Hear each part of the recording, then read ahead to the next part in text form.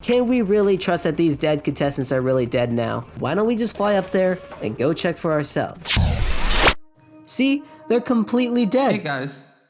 Confused? Make sure to watch this Survivor game series from the beginning to avoid spoilers. Ramsey, how about you help me for this next challenge? Welcome to the Planet Plant. You're all divided into the cyan, blue, purple, and pink team. You'll work together with your teammates to manufacture planets to be judged by Ramsey here. Each of you will add one aspect to your team's planet. The team's planet Ramsey likes the most will have all their members win 10 sand dollars, while the one they dislike the most will have all their members lose a life. First, let's have our judge tell us what they want your planets to look like. I want to see planets with interesting and accurate scientific details like atmospheric pressure, temperature, and how living beings utilize the conditions. I don't want to see anything basic unless there's a really good story behind it. Well, let's see those planets. First, the Cyan team created the planet Oceanus Cyanus. It's a crystal blue planet 5 times the size of the Earth that's made of water with a rocky core. On the planet, there's a large cave called the Poseidon's Haven that houses 30% of its population. Because the planet is so large, 18 moons, some having liquid water, found themselves in orbit close to the planet. This causes frequent large churning waves, tropical storms, and whirlpools. The giant sailfish is the most dominant species as their fast top speed allows them to escape predators and natural storms. Next, the blue team created the planet Neil, a deep blue planet with a colorful life below the surface. It's a massive planet entirely covered by water with a core of molten silicone inside. The planet is far from the sun, yet a mysterious warmth keeps its water from freezing. Today, some birds make small nests in ruins jutting above the waves. Under them live an infinite amount of fish species. Some stay close to the surface for air, while others stay at the bottom, gaining strange adaptations to survive, such as long fins, large mouths, and bioluminescent features.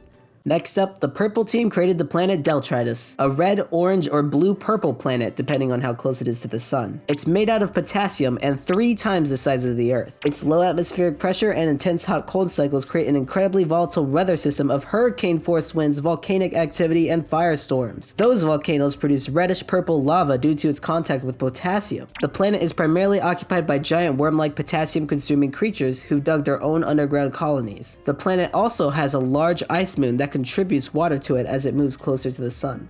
And finally, the pink team created the planet Phosphora, an orange earthy planet named after phosphorus, which the planet is rich in as a result of supernova nucleosynthesis. It's made up of volcanic rocks with many metals and a carbon dioxide atmosphere. The dense atmosphere forces its creatures to adapt. One species is gargantuan in size and can hardly move. They eat mineral matter but rely mostly on another species to give them food. That species is winged and slightly larger than humans. They live high to escape the pressure and don't require oxygen. With their tolerance of low temperatures, they're able to live in space. This allows these creatures to conquer other planets to turn them into mining colonies so they can feed the giant creatures. In return, they sacrifice one of their own every 100 years as they see them as gods. You'll also find Wing Scrape Mountain, the planet's highest point. Several creature-made ritual signs where offerings of food are left were built there, despite the danger. Now, here's Ramsey's thoughts. For Detritus, I love the idea that the worms feed off the potassium, and how you took into account that potassium becomes purple when burned. Phosphora is really cool, but the offerings of food and sacrifice between the two creatures throws me off, given one roams the skies and one rules the planet's surface. And though Neil and Oceanus Cyanus are similar with their ocean theme, Neil's detailed history of the planet definitely wins me over. So, in first place is the purple team's planet. Congratulations, your team wins 10 sand dollars. In second place, the pink team's planet. In third, the blue team's planet, which means the cyan team is last. Their team all loses a life along with Grondo, Meme, and Null, who didn't fully contribute to their planet. That means Grondo and War Bunny are eliminated from Sand Season 2. Robot, take them away. Alright, field trip over. Bye, Ramsey. Now let's see what the players think.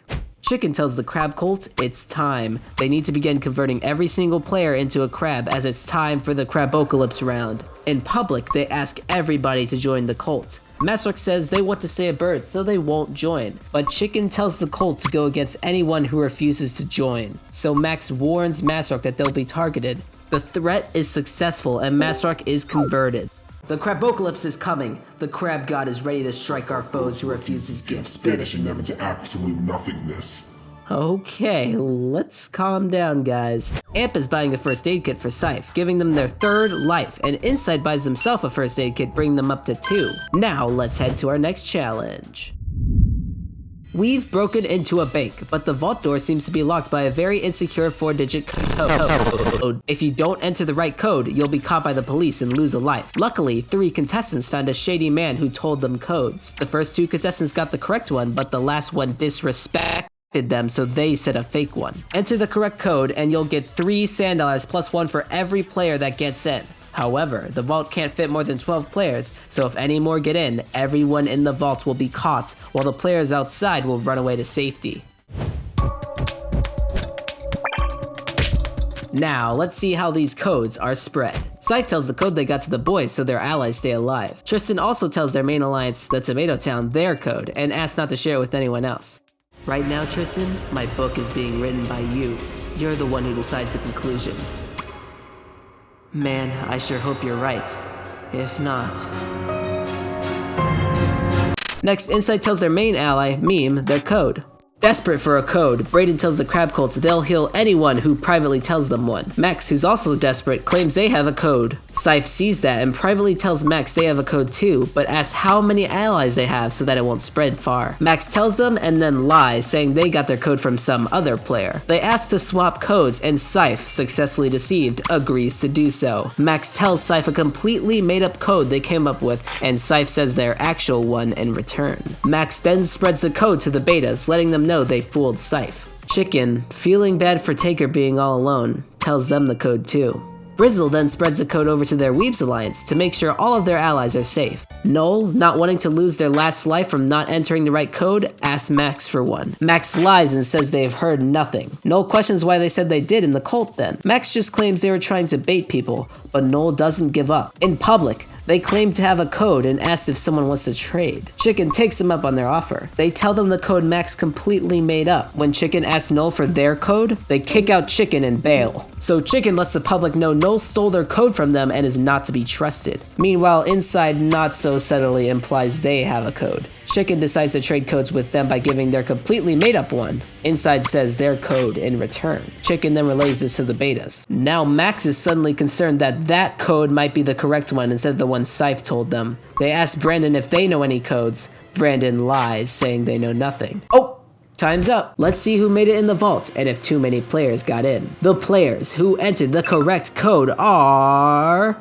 Scythe, Tristan, Brandon, Angel, Brizzle, Pikachu, Brayden, Masrock, Chicken, Tanker, Amp, Max. That's it. They all successfully entered the vault and won 15 sand dollars. But how did this happen? You see, Turtle heard about the code being spread around all over and was scared too many players would access the vault. So, thinking they could escape while everyone else got trapped in the vault, they didn't enter any code.